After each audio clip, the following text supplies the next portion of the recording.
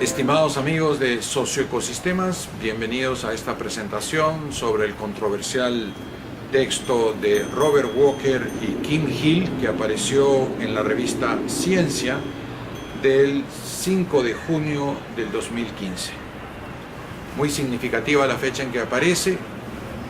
Para nosotros acá en Perú el 5 de junio es de un lado el Día del Ambiente, pero también el día de la lamentable masacre de Bagua, que fue resultado de una pésima gestión gubernamental y que expresaba pues el mal manejo de los conflictos en la Amazonía peruana, los desafíos que enfrentan los pueblos indígenas en comunidades nativas, situación que es aún todavía más difícil para los pueblos indígenas en aislamiento y contacto inicial. Bueno, en esa fecha del 2015, la revista Ciencia publica este editorial en el cual nos plantea de manera muy simple que el contacto controlado con los pueblos en aislamiento es una mejor opción que la política del no contacto. En 600 palabras, Walker y Hill plantean, sin evidencia clara y concreta, que esta es la verdadera alternativa que deberían implementar los estados: el contacto controlado antes que la política del no contacto. ¿De dónde viene la política del no contacto? La política del no contacto es la propuesta resultado de la experiencia de la Fundación Nacional del Indio, que desde los años 50, sobre todo a través del trabajo de los antropólogos Orlando y Claudio Vilas-Boas, nos recomiendan la importancia de establecer reservas territoriales amplias, territorios seguros, para que los pueblos indígenas en aislamiento puedan mantener su modo de vida y no se vean afectados por los desafíos que plantea la modernidad en la forma de la minería informal, la tala ilegal, el narcotráfico y las pasturas. Los pueblos indígenas en aislamiento desean vivir en un bosque que sea un bosque no ocupado, sea un bosque no intervenido, un bosque donde la fauna no conozca del ruido de la escopeta o del olor del cazador con armas de fuego. Un bosque donde entonces la fauna reacciona de manera diferente ante la presencia del indígena que va a cazar con arcos y flechas o con lanzas. En este contexto, el cazador indígena es un cazador de baja intensidad que va a esperar, por ejemplo, el paso de una manada de huanganas o de sajinos o de sachavacas subido en un árbol y va a escoger 1, 2 o 3 elementos de una manada de varias decenas de animales. Esta cosecha de baja intensidad permite el mantenimiento de la población y la recuperación de la misma. Muy diferente del caso que ocurrió en esta imagen idealizada que tenemos del oeste norteamericano, donde el gobierno norteamericano decide autorizar la caza del bisonte, por ejemplo. La caza del bisonte es una medida tomada para poder romper la estructura política y organizativa de los pueblos indígenas que estaban asociados con estas poblaciones y sus migraciones. Sin desaparecer la población del bisonte, el indígena norteamericano de la pradera no se iba a asentar en las reservas que al efecto se establecieron y no iba a abandonar el uso de extensas praderas que luego fueron ocupadas por los migrantes. De manera que el contacto o no contacto no es un tema ideal, sino es una decisión política que tiene que ver con el acceso a los recursos que se encuentran en esas áreas donde están los pueblos en aislamiento o no contactados. Hill y Walker, sin discutir este tema, directamente plantean que en la Amazonía hay unos 50 pueblos indígenas en aislamiento. Error. Solo en Brasil tenemos 67 pueblos indígenas en aislamiento. En Perú tenemos aproximadamente 20 pueblos indígenas en aislamiento. y en total entonces superamos largamente el número planteado por Hill y Walker. En segundo lugar, Hill y Walker nos van a decir, critican directamente pues las políticas de Perú y de Brasil del no contacto, y nos proponen que los territorios de estos pueblos indígenas no son viables. Esto es una afirmación realmente descabellada.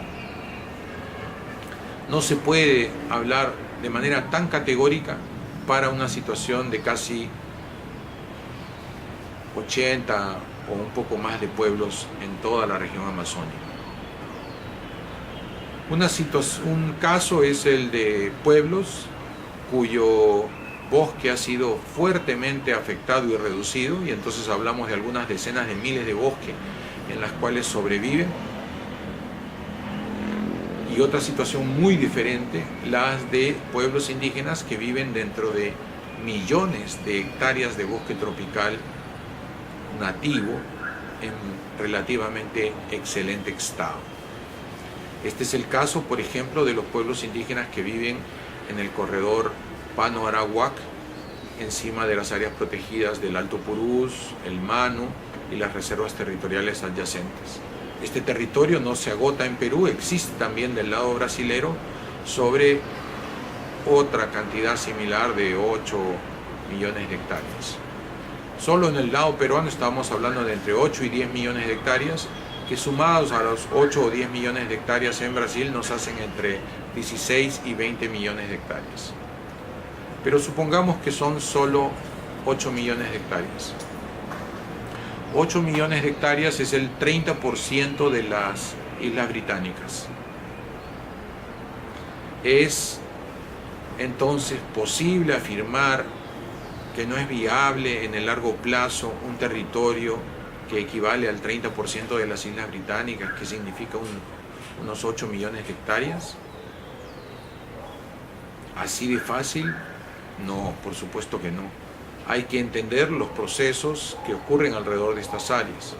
Si hablamos de los 8 millones de hectáreas del corredor Purús-Manu o del corredor Pano-Arawak, estamos hablando de un área de bosque nativo continuo, conservado, bajo posesión de pueblos indígenas en aislamiento, y en cuyos flancos, por ejemplo en el flanco oeste de ese corredor, tenemos el lote 58, el 56, 57 y el 88. Tenemos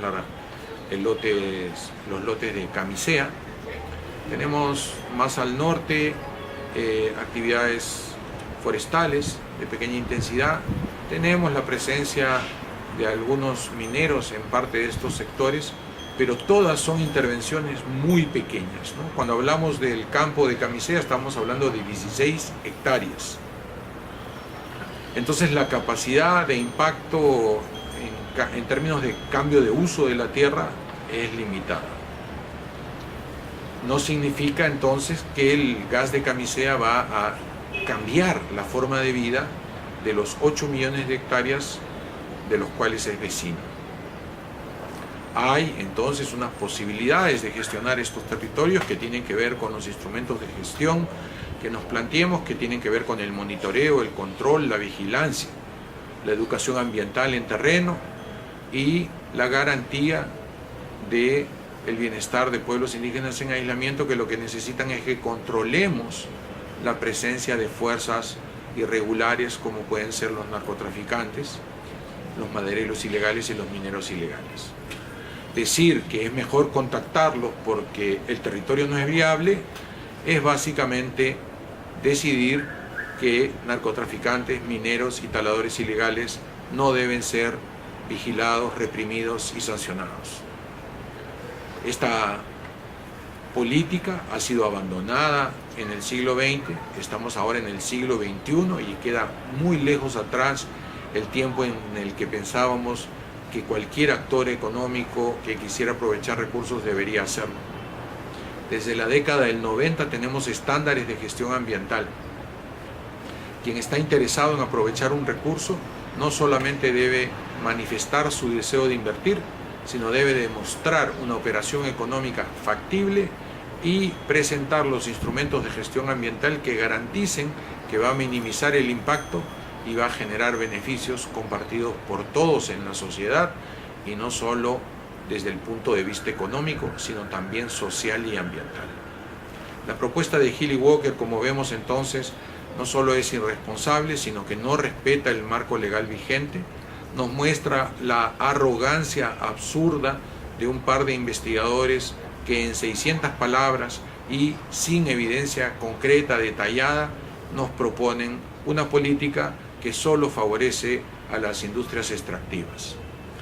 Es lamentable, es una vergüenza que una revista académica como la revista Science se preste a este juego de los bajos instintos y de la concupiscencia con los intereses más retrógradas que piden acabar con un modo de vida, poner en riesgo una población, que el Estado no haga nada para detener a fuerzas irregulares que ponen en peligro a estas poblaciones, ponen en peligro el régimen local del clima, ponen en peligro el régimen global del clima, con el interés de favorecer solo su actividad económica y perjudicar a veces a las poblaciones locales, pero también a la población global. Nos parece poco serio el argumento planteado por Hill y Walker, nos parece increíble que tengan la arrogancia de plantear que los gobiernos de Perú y de Brasil están equivocados en su política de no contacto. La arrogancia de estos autores es inexplicable. No hay manera de entender que estos señores no hayan leído las directrices del Alto Comisionado de Naciones Unidas para los Derechos Humanos, que plantean el principio de no contacto. No es posible creer que estos señores no hayan leído las recomendaciones de la Organización del Tratado de Cooperación Amazónica, que también proponen en materia de pueblos indígenas en aislamiento y contacto inicial el principio de no contacto. No es posible creer que Walker y Hill no respeten la legislación de Perú, Brasil, Colombia, Bolivia, Ecuador. Las constituciones de Bolivia y de Ecuador tienen disposiciones expresas sobre la intangibilidad y la protección de estos pueblos. El planteamiento de Walker y Hill en la revista Ciencia es no solo irresponsable desde el punto de vista antropológico, lo es también desde el punto de vista ambiental, y afecta a la juridicidad porque, por un lado, irrespeta la legislación vigente en varios países y irrespeta el marco legal internacional.